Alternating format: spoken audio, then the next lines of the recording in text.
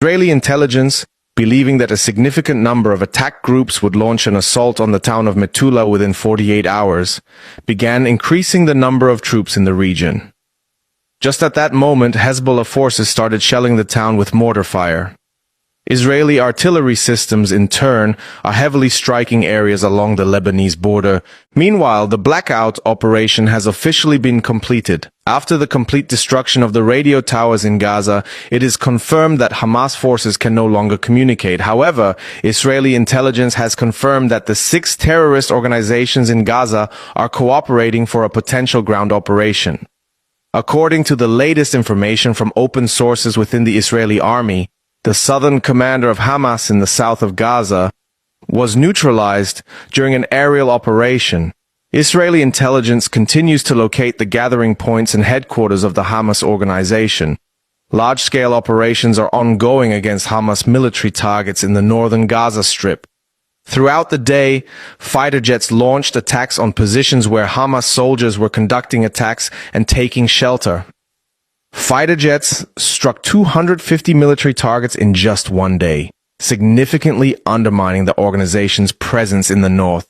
Buildings that served as rocket launch sites and were used by Hamas as strongholds were successfully destroyed with bunker-busting munitions.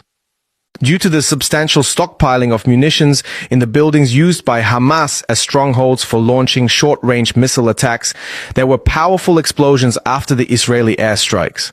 The recent exposure of the locations where Hamas forces were hiding has a reason. Israeli intelligence initiated an operation to cripple Hamas. The 8,200 unit of the Intelligence Directorate went to work with full force.